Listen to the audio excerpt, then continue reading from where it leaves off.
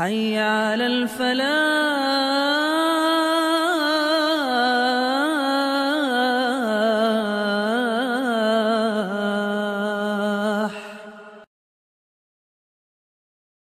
मोहतरम सामीन किराम और मोहतरम नाजरीन, अस्सलामु अलैकुम व रहमतुल्लाहि व बरकातुहू।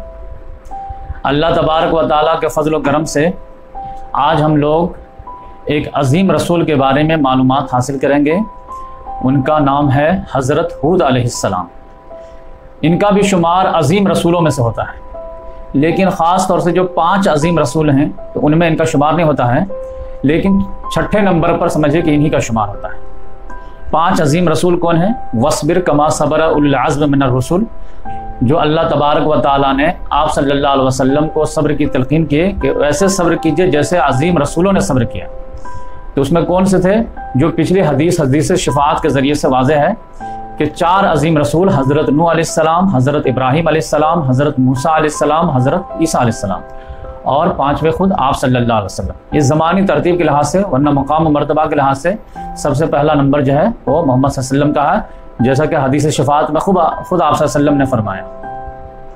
लेकिन इसके बाद अगर देखेंगे तो हज़रत हूद अलैहिस्सलाम का नंबर आता है 6ठे नंबर पर और 7वें नंबर पर आता है हज़रत सालेह अलैहिस्सलाम का। तो इस तरह से ये अज़ीम रसूलों में से इनका शुमार होता है। तो इनके बारे में हम लोग मालूमात हासिल करेंगे। और कुरान मजीद में अल्लाह तबारक व तआला ने जा बजा जो रसूलों का जिक्र किया है वो 6 रसूल हैं। अमीन जुमला देखेंगे तो 7-8 और टोटल तो 25 रसूलों का या नबियों का जिक्र है कुरान मजीद में। तो ख़ास तौर से जो 6, 7, 8 के बारे में बार बार जिक्र आया है वो कौन लोग? तो एक तो वो हैं नूह अलैहिस्सलाम, एक हैं हज़रत हूद अलैहिस्सलाम, एक हैं सालेह अलैहिस्सलाम और फिर चौथे नंबर पर इब्राहीम अलैहिस्सलाम और लूत अलैहिस्सलाम और शुएब अलैहिस्सलाम और मूसा अलैहिस्सलाम। तो इस तरह 7-8 रसूलों का जिक्र बार बार आपको कुरान में आएगा। यानी आदम अलैहिस्सलाम का जिक्र भी जो है 7-8 मरतबा में आया है। तो ये 7-8 रसूल या नबी हैं जिनका जिक्र कुरान में बार बार आया है। क्यों बार बार इनका ही आया है? क्योंकि ये वो रसूल हैं जो ख़ास तौर से जज़ीरे नुमा अरब या जज़ीरे नुमा अरब के इर्द गिर्द के इलाके में आए थे और इनके कुछ न कुछ वाक़यात से उस वक्त के कुरैश कबीला के लोग या अरब के लोग जो है उनके किस्से कहानियों से, हालात व वाक़यात से कुछ न कुछ टूटे फूटे अंदाज में वाकिफ़ थे। यानी जैसे बच्चे हम लोग जैसे अलिफ लैला की कहानी है या फिर और भी स्टोरी वगैरह जो है जानते रहते, तो इसी तरह ये लोग भी मोटे मोटे उसूल के तौर पर ये जानते थे। तो इन्हीं का हवाला दे करके यानी कुरैश वालों को, मक्के वालों को कन्विंस करने की कोशिश की जाती थी। तो वो बार बार जो रिपीट करके जो बात लाई गई है तो वो उसमें जो है हज़रत हूद अलैहिस्सलाम का भी जिक्र है। अब ये हज़रत हूद अलैहिस्सलाम का जो है सिलसिला नसब है वो है हूद, यानी हज़रत हूद अलैहिस्सलाम बिन अब्दुल्लाह बिन रिबाह बिन जारूद बिन आद बिन औस बिन इरम बिन साम बिन नूह। तो नूह अलैहिस्सलाम तक तो हम लोग बात कर चुके थे। तो नूह अलैहिस्सलाम के 3 बेटे या 4 बेटे थे, तो उसमें हाम, साम, याफिस। तो ये साम है, तो ये साम की नस्ल से फिर हूद अलैहिस्सलाम है। तो हूद अलैहिस्सलाम के जो 3 बेटे थे, तो साम जो थे ये अरब में और ये समझिए कि ईरान का जो इलाका है इसमें आके बस गए थे। और फिर जो है अफ्रीका की तरफ जो है वो हाम चले गए थे, हबशा वगैरह, और याफिस जो है वो फिर चाइना वगैरह की तरफ चले गए थे। तो 3 बेटे 3 तरफ निकल गए और उनसे फिर जो नस्ल इंसानी का आगाज़ हुआ। इसी वजह से नूह अलैहिस्सलाम को आदम सानी कहा जाता है। तो आज हमारा टॉपिक हूद अलैहिस्सलाम है, तो इसका हम देखते हैं। तो नूह के बेटे साम हुए, साम के बेटे इरम हुए, इरम के बेटे औस हुए, औस के बेटे का नाम आद था और इसी से जो है आद एक बड़ा पावरफुल आदमी बना। तो इसी के नाम पर कबीले का नाम पड़ गया, तो कौम आद हो गई। और फिर इस कौम आद में जब खराबी हुई है तो इसको आखिरी वार्निंग के लिए अल्लाह ताला ने हूद अलैहिस्सलाम को भेजा। जैसे कबीले कुरैश में खराबी हो गई तो आखिर में आकर के आप सल्लल्लाहु अलैहि वसल्लम को भेजा गया। तो इस तरह से जो है कबीला यहाँ से बनना शुरू हुआ है इसके नाम पर। फिर खराबी आए धीरे धीरे, तो समझे कि 1, 2, 3, 4 चौथे नस्ल पे है, तो कबीला बढ़ा फला फूला। उसके बाद जब जो है इसके दरमियान भी लोग समझाने वाले आए, छोटे मोटे नबी वगैरह आते गए, लेकिन जब नहीं माने अब बिल आखिर लगा कि आप इनके अंदर खैर बिल्कुल बाकी नहीं है, इनको ख़त्म कर दिया जाए, एक दूसरी नस्ल आबाद की जाए। तो फिर अल्लाह ताला ने हूद नामी जो इन्हीं के नस्ल में से थे उनको मबूस किया एज ए रसूल के तौर पर कि आप आखिरी वार्निंग जाकर के दे दीजिए, अगर नहीं मानते हैं तो फिर इनको अजाब के ज़रिए ख़त्म कर दिया जाएगा। तो ये कौम आद, और ये कौम आद की जो ये खसूसियत थी कि नूह अलैहिस्सलाम के ज़माने में बुत परस्ती का आगाज़ हुआ है। आदम अलैहिस्सलाम से लेकर के नूह अलैहिस्सलाम के दौर तक बुत परस्ती का आगाज़ नहीं हुआ था। छोटी मोटी जो है गलतियां थी, खताएं थी, गुनाह के भी काम थे। जैसे आदम का बेटे ही जो है काबिल ने हाबिल को कत्ल कर दिया था नाहक, तो ये सब था। लेकिन बुत परस्ती नहीं थी। बुत परस्ती का आगाज कहां से हुआ था? नूह अलैहिस्सलाम की कौम से। तो फिर नूह अलैहिस्सलाम के जरिए से सारे मुशरिक और बुत परस्त कौम को फिना कर दिया गया सैलाब के अजाब के जरिए से। अब यहाँ से फिर फ्रेश कौम जो है शुरू हुई। तो साम में भी बुत परस्ती नहीं थी, छोटे मोटे गुनाह थे। फिर इरम तक भी सुधरे रहे ये लोग, इसमें भी प्रॉब्लम नहीं था। औस में भी ज्यादा नहीं था, लेकिन यहाँ से बिगड़ना शुरू हो गए थे। फिर इसमें और ज्यादा बिगड़ गया। कौम आद ने जो है फिर एक कबीले की शक्ल जब इख्तियार की है, तो यहाँ से फिर बुत परस्ती भी शुरू हो गया। तो जैसे कौम आद के बुतों का नाम था वद, सवा, यगूस, यऊक, नसर, 5 बुत हम गिनाए थे आपको कुरान के जरिए से। तो इनमें भी 3 बुत थे, समूद, सदा और हबा। ये 3 बुत को इन लोगों ने तलाश लिए थे अपने मनगढ़ंत तरीके से, और फिर उसी को पूजा पाठ करना शुरू कर दिए थे। अब मुख्तलिफ काम को मुख्तलिफ बुतों के निस्बत दे दिए थे। बारिश को जो है नाजिल करने का जो है बुत अलग हैं, तो सेहत देने के अलग हैं, तो रोजी देने के अलग है, इस तरह। तो नूह अलैहिस्सलाम के बाद बुत परस्ती का आगाज किस कौम ने किया? कौम आद। अब ये बुत परस्ती में लोग समझाते रहे, बिल आखिर 1-2 नस्ल तक जब नहीं सुधरे, तो फिर हूद अलैहिस्सलाम को अल्लाह ताला ने भेजा। अब फिर लोगों ने नहीं माना, तो कौम आद को खत्म कर दिया गया और निस्तो नाबूद कर दिया गया। तो ये कौम आद की एक बड़ी खुसूसियत यह है कि कुरान का कहना यह है कि आदम अलैहिस्सलाम को जब पैदा किया गया था, तो उनकी हाइट जो थी वो 60 हाथ लंबे थे, इतने लंबे थे। फिर वो हाइट घटते घटते अब जो 4 फीट 5 फीट का मामला आ गया। तो ये कौम के लिहाज से इससे ज्यादा हाइटेड कौम नहीं थी, और इससे ज्यादा पावरफुल कौम दुनिया में नहीं आई। यानी बॉडी मसल के लिहाज से अभी तो दुनिया में जब पावर है, लेकिन टेक्नोलॉजी की ताकत है, लेकिन बॉडी के लिहाज से, जिस्मानी कुव्वत के लिहाज से इससे ज्यादा पावरफुल नहीं थी। ये कुरान में खुद आया, सूरह फजर आप पढ़ेंगे तो इसमें है कि अलम तरा कैफ फ़अल रब्बुका बिआद इरम ज़ातिल इमाद अल्लती लम युखलक मिस्लुहा फिल बिलाद। क्या तुमने देखा नहीं कि तुम्हारे रब ने आद के साथ क्या किया, जो कौम इरम कैसे थी। तो अब ये कौम आद को कौम इरम भी बोलते हैं, कौम आद भी बोलते हैं, क्योंकि इन्हीं के दादा का नाम इरम था। तो अलम तरा कैफ फ़अल रब्बुका बिआद इरम ज़ातिल इमाद अल्लती लम युखलक मिस्लुहा फिल बिलाद। वो ऐसे थे कि इससे पहले शहर में कभी ऐसे मतलब तवाना, कवील, जिस्सा, बॉडी बिल्डर लोग पैदा ही नहीं किए गए कौम के लिहाज से। वरना हाइट के लिहाज से तो आदम अलैहिस्सलाम खुद थे, लेकिन मिन जुमला कौम जो है, जैसे आज देखें पठान वगैरह कितने बड़े बड़े रहते, तो ये कौम के लिहाज से सबसे कवील जिस्सा थे, बॉडी बिल्डर भी थे। यही वजह है कि जब हूद अलैहिस्सलाम ने इनको डराया है कि अगर बाज नहीं आओगे तो अल्लाह तबारक व तआला तुमको फिना कर देगा, अजाब दे देगा, तो ये जो है बबांग दहल कहते थे, मान अशद्दु मिन्ना कुव्वा, हमसे ज्यादा कौन ताकत में ज्यादा है। तो अल्लाह ताला ने इसका जो जवाब दिया है, वो तुमसे ज्यादा ताकतवर है जिसने तुमको पैदा किया। अलम यरो अन्नल्लाह अल्लज़ी खलक़हुम हुवा अशद्दु मिनहुम कुव्वा। क्या ये गौर नहीं किए कि जिसने इनको पैदा किया वो इनसे ज्यादा ताकतवर है। तो इनका ये स्लोगन था, मान अशद्दु मिन्ना कुव्वा, हमसे ज्यादा ताकत में कौन है जो हमको फिना कोई कर देगा। तो इस लिहाज से कौम आद का तारुफ है। अब यह है कि ये किस इलाके में थे, खासतौर से जजीरा नुमा अरब में। तो जजीरा नुमा अरब में जो है ओमान और यमन के बीच में एक इलाका है हज़रमौत। इस साइड दाएं साइड जो जजीरा नुमा अरब का अगर ऐसे नक्शा बनाएंगे तो किनारे के साइड में ओमान है, मस्कत जिसकी राजधानी है, और इधर जो लेफ्ट साइड में जो है यमन है जिसकी राजधानी सना है। अब बीच में आपको मिलेगा वो हज़रमौत, आज के दौर में जगह का नाम। वहीं पर जो है एक जगह थी जो उस वक्त मशहूर थी अहकाफ। तो अहकाफ में ये लोग थे, तो यहीं पर इन पर अजाब आया।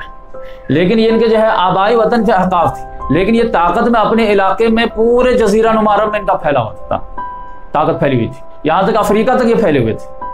यानी जैसे आज अमेरिका है, तो अमेरिका तो एक जगह है, लेकिन उसकी ताकत कहाँ कहाँ फैली हुई है। इसी तरह खिलाफत उस्मानिया थी, वो तो तुर्की में थी, लेकिन उसकी ताकत कहाँ कहाँ फैली हुई थी। कभी बरतानिया की अंपायर थे, उसकी ताकत कहाँ कहाँ फैली हुई थी। तो ये ताकत के लिहाज से बहुत ज्यादा पूरे जजीरा नुमा अरब पे तो छाए थे ही, अफ्रीका वगैरह में भी पूरा छा गए थे। लेकिन सेंटर कहाँ था इनका? सेंटर जो था वो अहकाफ में था, जो कहाँ पे है। तो एक रोज तो मैं जो है नक्शा बनाऊंगा, अब फिर सारे रसूल कहाँ कहाँ आए हैं तो वो जगह के बारे में तारुफ करा दूंगा। तो ये अहकाफ के इलाके में थे, और यहीं पर इनको फिना करके फिर हूद अलैहिस्सलाम की कब्र बाद में जब इनका इंतकाल हुआ तो वहीं बने। तो ये किस कबीले की तरफ हूद अलैहिस्सलाम भेजे गए? आद कबीले के। आद कौन थे ये मैं आपको बता दिया कि नूह के बेटे साम, साम के बेटे इरम, इरम के बेटे औस, औस के बेटे आद। अब इनके बेटे थे अलजारूद, और उनके बेटे थे रिबाह, उनके बेटे थे अब्दुल्ला, उनके बेटे थे हूद, यानी पोते का पोता हूद अलैहिस्सलाम। किस इलाके में थे? अहकाफ में। इनके जो है यूनिक सिफत क्या थी? कवील जिस्सा थी। कुरान में आता है कि जब इनके जो है लाशें पड़ी हुई थी, अजाब आया है, तो कितने हाइटेड थे कि कान्नहुम आजाज़ो नखलिन खाविया, गोया कि तुम ऐसे देखते कि लगता दूर से देखने में कि खजूर के खोखले तने पड़े हुए हैं। अब खजूर का दरख्त कितना हाइटेड होता है, अब उसको गिरा दिया जैसे मैदान में तो लगता है कि एकदम लंबा है। तो इस तरह इनकी जो लाशें पड़ी हुई थी। तो ये इसी वजह से ये क्या करते थे, लंबे लंबे सुतूनों वाले खेमे बनाते थे, इनकी हाइट ज़्यादा थी। अब हम लोग अगर खेमा वाला घर बनाएंगे तो क्या बनाएंगे, 5-6 फुट पे दे देंगे, अंदर घुस जाएंगे, टेम्पोररी घर। अब इनको टेम्पोररी खेमे का भी घर बनाना होता था, तब भी सुतून एकदम लंबा देना पड़ता था, क्योंकि इनको खड़ा हो तो रह सके। तो इसीलिए सूरह फजर में कहा गया है, अलम तर कैफ फ़अल रब्बुका बिआद इरम ज़ातिल इमाद। जो कौम आद कौन थी, कौम अरम थे, जो लंबे लंबे सुतूनों वाले थे। तो लंबे लंबे सुतूनों की किस वजह से, इनके मजबूरी थी, इनकी हाइट ज़्यादा थी, मोटे तगड़े होते थे, तो इनको खेमा भी बनाना है तो काफ़ी ऊंचाई में बनाना पड़ता था। और बकिया जो है, जब अल्लाह तबारक व तआला ने इनको खूब नवाजा, कुरान में आता है कि इनको अल्लाह ताला ने बहुत तरह से नवाजा। हूद अलैहिस्सलाम ने भी इनको बार बार समझाया, देखो अल्लाह ताला ने तुमको कितना नवाजा है, औलाद से नवाजा, फिर ताकत से नवाजा, फिर चौपायों से नवाजा, फिर चश्मों से नवाजा, बागात से नवाजा, मतलब हर तरह की फरावानी। अब उसका तकाजा क्या था, तकाजा ये था कि अब ये अल्लाह ताला के शुक्र अदा करते, लेकिन शुक्र अदा करने के बजाय ये क्या करते थे, ये जो है पहाड़ों के चोटियों पर जो है निशानी बनाना शुरू कर दिया, महल वगैरह बनाना शुरू कर दिया।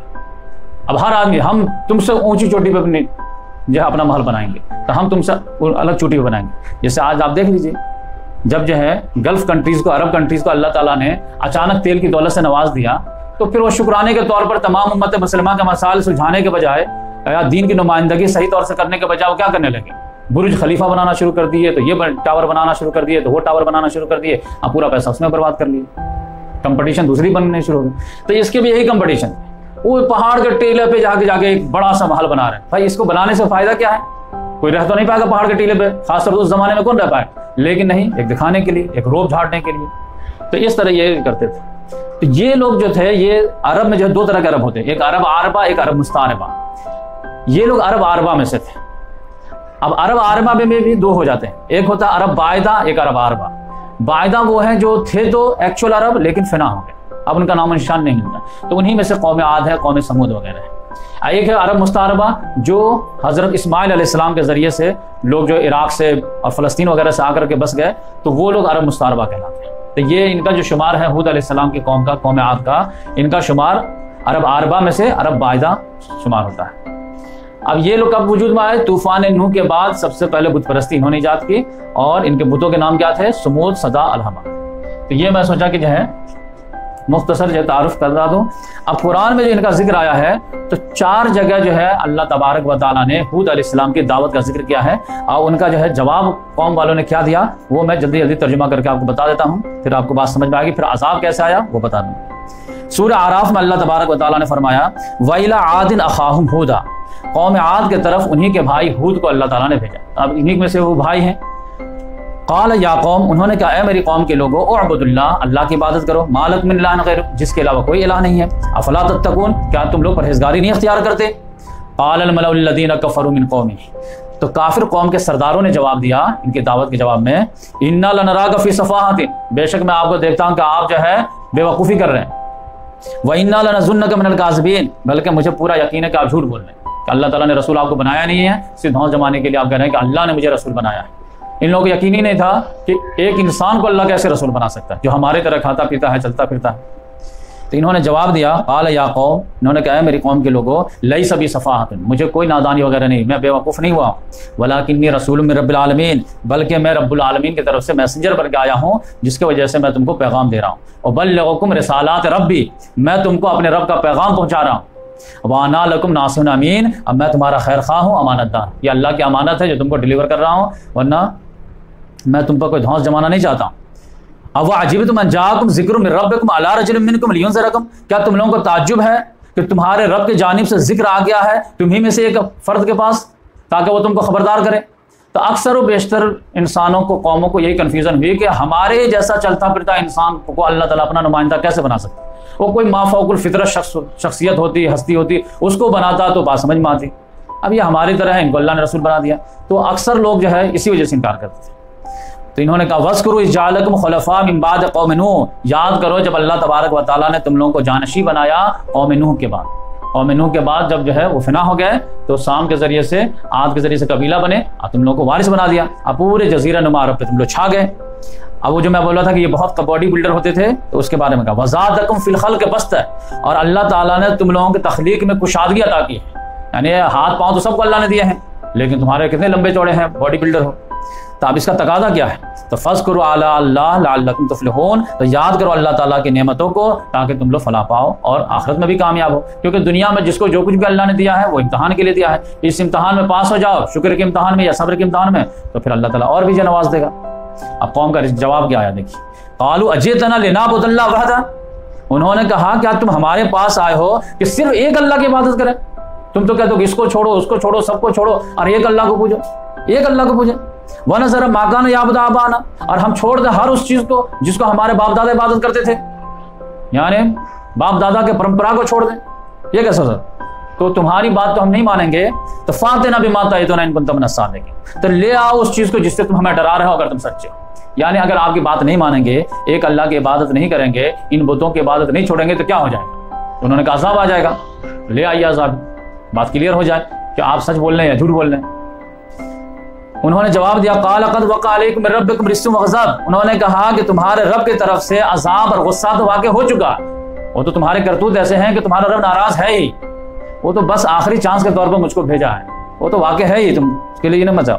अतुजादिलूननी फ़ी अस्माइन सम्मयतुमुहा अंतुम व आबाकुम मा नज़्ज़लल्लाहु बिहा मिन सुल्तान, क्या तुम हमसे हुज्जत बाजी कर रहे हो उन सिर्फ नामों के बारे में जो तुमने और तुम्हारे बाप दादा ने महज ऐसे रख लिए, जिसके बारे में अल्लाह ताला ने कोई दलील, कोई सनद नहीं उतारी है।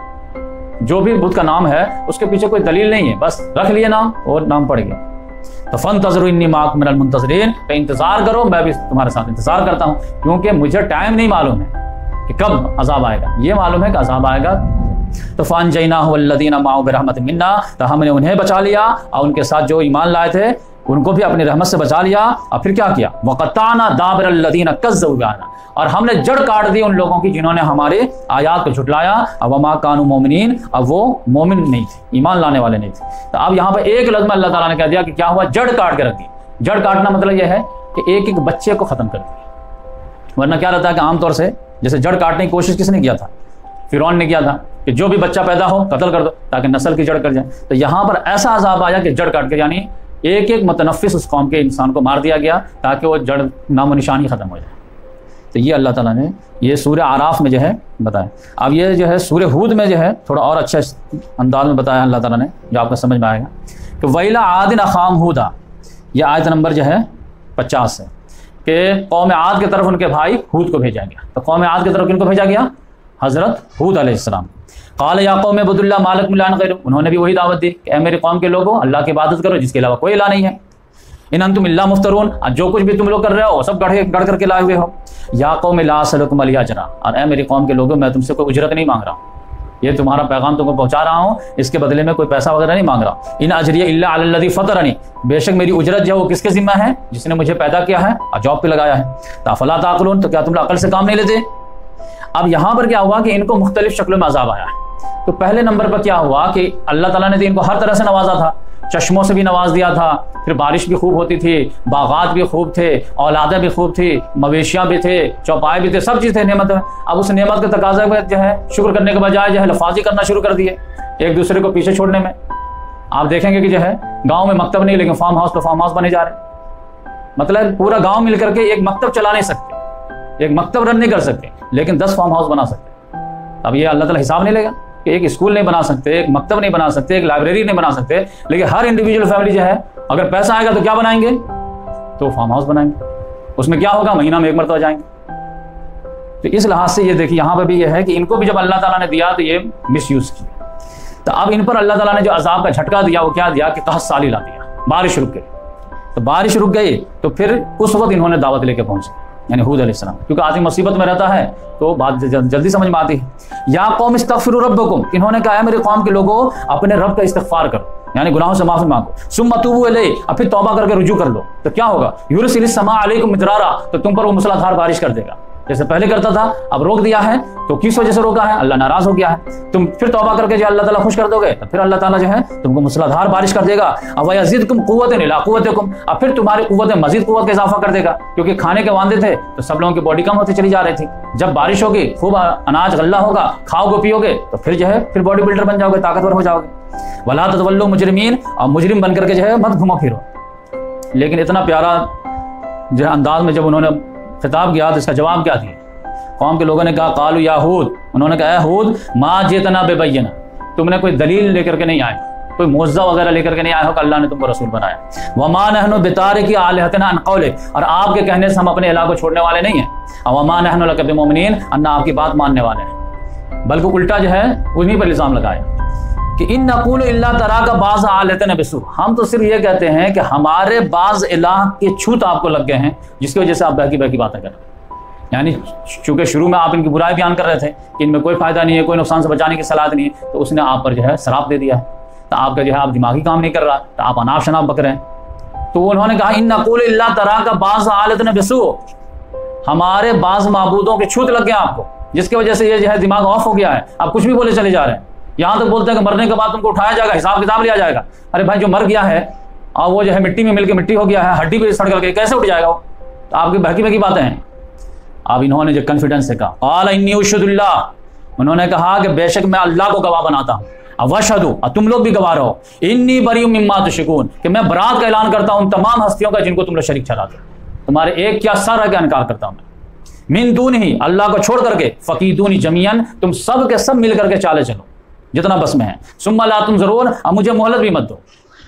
इन्नी तवक्कलतु अलल्लाह रब्बी व रब्बिकुम, बेशक मैंने भरोसा किया अल्लाह पर जो मेरा भी रब है तुम्हारा भी रब है। अब ये सारे तुम्हारे माबूद एक तरफ, हमारा अल्लाह एक तरफ, अब देखो ये हमारा क्या बिगाड़ पाते हैं। मा मिन दाब्बतिन इल्ला हुवा आखिज़ुम बिनासियतिहा, कोई जानदार जो है यानी जमीन में रेंगने वाली चीज ऐसी नहीं है जिसकी पेशानी अल्लाह ताला के कब्जे में ना हो। इन्ना रब्बी अला सिरातिन मुस्तकीम। तो इस तरह से जो है वो आर्गू हुआ और उसके बाद जो है कौम ने वो दावत दिए और उन्होंने वो जवाब दिए। तो इस तरह से जो है कौम को समझाते रहे, कौम जो है अड़ी रही यहाँ तक कि अल्लाह तबारक व तआला का फैसला हो गया। तो फैसला हो गया तो मैं बताया कि अहकाफ में थे, तो ये सूरह अहकाफ में जो है अल्लाह तबारक व तआला ने बहुत अच्छे अंदाज में जो है नक्शा खींचा है कि कैसे इस पर अजाब आया। अब ये लोग जैसे इनको डराते थे कि अजाब आ जाएगा, कहते ले आइए अजाब, मजाक उड़ाते थे। तो अल्लाह ताला ने इनका भी मजाक उड़ाने वाले स्टाइल में अजाब लाया कि तुम अजाब का मजाक उड़ाते थे, अब तुमको मजा ले लेकर अजाब दिया जाएगा। तो देखिए किस तरह अल्लाह ताला ने इनका मजाक उड़ाया। वज़कुर अखा आद, याद करो अपने भाई आद को। इज़ अंज़रा कौमहु बिल अहकाफ, वज़कुर अखा आद, याद करो आद के भाई को यानी हूद अलैहिस्सलाम, आद के भाई हूद। इज़ अंज़रा कौमहु बिल अहकाफ, जबकि उन्होंने खबरदार किया अपनी कौम को अहकाफ में। तो मैं बताया कि अहकाफ, तो ये दलील मिल गई सूरह अहकाफ में है। वक़द खलतुन नज़ुर मिन बैन यदैहि व मिन खल्फि, और इनसे पहले भी बहुत सारे नबी अंबिया किराम या डराने वाले गुजर चुके थे। इनको ये स्टाइल है अल्लाह ताला का अज़ाब देने का कि जब भी कोई कौम जो है राइट ट्रैक से रॉन्ग ट्रैक जाती है तो फिर जो है जो सालिहीन लोग रहते हैं वो उनको समझाते हुए जाते हैं, फिर उनसे भी नहीं संभल पाते तो फिर अंबिया किराम वगैरह को ये जिम्मेदारी दी जाती है कि आप समझें। वो भी करते रहते हैं, फिर भी जब नहीं मानते हैं तब लास्ट में अल्लाह ताला किसी को रसूल बना करके भेज देता है कि आखिरी वार्निंग जाके दे दीजिए। तो ये जो है, तो इससे पहले भी बहुत सारे लोग गए थे, इनको समझाए थे कौम आद को, लेकिन ये सुधरी नहीं। वो सब जाकर के कहते क्या थे, अल्लाह ताबुदु इल्लल्लाह, अल्लाह के अलावा किसी की इबादत ना करो। इन्नी अखाफु अलैकुम अज़ाब यौमिन अज़ीम, क्योंकि मुझे अंदेशा है कि एक अजीम दिन का अज़ाब तुमको आ जाएगा। लेकिन उसके जवाब में वो क्या कहते थे, क़ालू अजीतना लिताफ़िकना अन आलिहतिना, क्या आप लोग आए हैं हमारे पास ताकि हमारे इलाह से आप बरगस्ता कर दें, मुतनफ़िर करने के लिए आए हैं आप हमारे देवताओं से। तो फातिना बिमा तइदुना इन कुंतुम मिनस सादिकीन, तो ले आइए उस चीज को जिससे आप हमें डरा रहे हैं अगर आप सच्चे हैं। कब से जो है फलां नबी जो है डरा के गए, फलां नबी डरा के गए, फलां नबी डरा के गए, कहाँ आया ऐसा? तो होता कई रसूल नबी गुजर जाते हैं लेकिन अज़ाब नहीं आता है, तो लोग समझते हैं कि ऐसी खाली खोली धमकी थी जो बस धमकाने के लिए थी। तो अब इनको भी लास्ट में कहा गया ले आइए अगर सच्चे हैं। तो इन्होंने क्या जवाब दिया, इन्होंने कहा इन्नमल इल्मु इंदल्लाह, वो अजाब आने का डेट का इल्म जो है वो अल्लाह के पास है, मेरे पास नहीं है। वअबल्लिगुकुम मा उरसिलतु बिही, मैं तुमको वो चीज पहुंचा रहा हूं जिसको दे करके मुझे भेजा गया। ये वार्निंग दे करके भेजा गया, जा करके वार्निंग दे दो, मैं दे दिया, अब मेरी रिस्पॉन्सिबिलिटी खत्म। वलाकिन्नी अराकुम कौमन तजहलून, लेकिन मैं देख रहा हूं कि तुम एक जाहिल कौम, सही रिस्पॉन्स नहीं दे रहे हो। अब उसी में हुआ क्या कि कुछ दिनों के बाद वो क्या है, long story come into short. फलम्मा राऊ आरिज़म मुस्तक़बिल औदियतिन, अब तहत सूखा पड़ा हुआ था, सब लोग बारिश के इंतजार में थे, सब लोगों की हालत ख़राब थी। इन्होंने जो है जो हल बताया, लोग आए होंगे इनके पास हल के, क्या हल है, इन्होंने बताया तौबा करो, तौहीद पे आ जाओ, शिर्क से तौबा करो तो हो जाएगा। नहीं ये कैसे हो जाएगा, मर जाएंगे, लेकिन जो है बाप दादा के जो परंपरा को नहीं छोड़ेंगे, तो मरो फिर। अब उसी में क्या हुआ कि अचानक जो है ना बादल जो है नज़र आने लगे, हवा धीमी धीमी चली और बादल जो है नज़र आना शुरू हुआ दूरी से। अब किसान लोग तो आप जानते हैं कि वो जो है खेमे में रहते थे, मैदान वगैरह में, तो दूरी से बादल दिख गया। तो फलम्मा राऊ आरिज़म मुस्तक़बिल औदियतिन, तो जब उन्होंने बादल को देखा कि उनके वादी की तरफ आ रहे हैं, क़ालू हाज़ा आरिज़ मुमतरना, तो उन्होंने कहा ये देखो बारिश है जो आ रही है, ये बादल है जो बारिश लेकर के आ रही है, अब ये बरसेगी। अब वो आपके खाली खोली धमकी सब ये रॉन्ग थी, खामखा डरा रहे थे, ये खुशियां मना ही रहे थे, सब लोग जो है तैयारी में लग गए कि आप जो है बारिश होगी तो आपको दाल वगैरह लेकर के अपने खेतों में जाएंगे। लेकिन अल्लाह ताला ने कहा बल हुवा मस्ताजल तुम भी, बल्कि वो चीज़ थी जिसकी जल्दी मचा रहे थे। ये किस चीज़ की जल्दी मचा रहे थे, अजाब का। तो वो बादल नहीं था, वो अजाब था। क्या था वो, रीहुन फीहा अजाबुन अलीम, वो एक हवा थी जिसमें दर्दनाक अजाब था। कैसा अजाब, तो दम मेरो कुल्ल शयीम बेअम्र रब्बा, जिसने हर एक चीज को अपने रब के हुक्म से तहबाला करके रख दिया, वो ऐसी हवा थी। फास बहु ला युरा इल्ला मसाकना, और उसके अजाब के बाद जब जो फिनिश हुआ है तो वो कैसे हो गए, वो ऐसे हो गए जैसे कि वहां पर कोई मकीन था ही नहीं, सिर्फ मकान ही नजर आ रहे थे। यानी वो जो पहाड़ को तराश तराश कर घर बनाए थे वो सिर्फ वो नजर आ रहे थे, इंसान तो नजर ही नहीं आ रहे थे। कज़ालिक नज़्ज़िल कौमल मुजरिमीन, तो हम मुजरिम कौमों को ऐसे सजा देते हैं। तो इन पर अजाब कैसा आया वो भी अल्लाह तबारक व तआला ने जो है उसको बताया है इसमें सूरह हाक़्क़ा में कि सख़्ख़रहा अलैहिम सबअ लयालिन व समानियत अय्यामिन हुसूमन फ़तरल कौम फ़ीहा सरआ कन्नहुम आजाज़ नख़लिन ख़ाविया, कि उनके ऊपर जो है 7 रात और 8 दिन मुसलसल वो हवा चलती रही। यानी वो जो हवा आई थी जिसको वो समझते कि बादल लेकर के आ रही है, वो हवा जब बिल्कुल तुंदो तेज आंधी में तब्दील हो गई और फिर वो जो है नहुसत बन गई। यकीनी बात है कि हवा अगर मुस्तकिल चलना शुरू हो जाए तो क्या हो, तो 7 रातें और 8 दिन लगातार पूरा हफ्ता जो है चलना शुरू। यहाँ तक आता है कि कुछ लोग तो कहत से मर गए, कुछ लोग जो है एक चीख आई है जोर क्या उससे मर गए, और कुछ लोग जो है 1 दिन बाद मरे, कुछ लोग 2 दिन के बाद मरे, कुछ लोग एकदम गारों में चले गए थे। तो उनको हवा जो अंदर जाकर के खींच के ला करके बाहर पड़ा। जब तक आखिरी आदमी तक नहीं मरा है वो हवा नहीं होगी। तो एक आदमी जब मर गया है 7 रात 8 दिन में, तब वो फिनिश। फिर जब उनकी लाशें पड़ी हुई थी तो उसका नक्शा कुरान ने खींचा है कि कान्नहुम आजाज़ नख़लिन ख़ाविया, वो मैदान में ऐसे पड़े हुए थे जैसे कि खजूर के खोखले तने पड़े हुए थे। तो ये अल्लाह तबारक व तआला ने जो है सूरह कमर पढ़ेंगे आप तो उसमें जो है अल्लाह ताला ने जो है दिखाया है कि आखिरी ये है।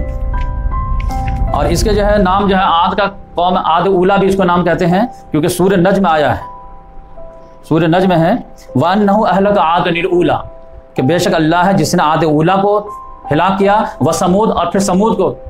तो ये कौम आद को जो है कौम उला कहते हैं और समूद को आद सानी भी कहते हैं।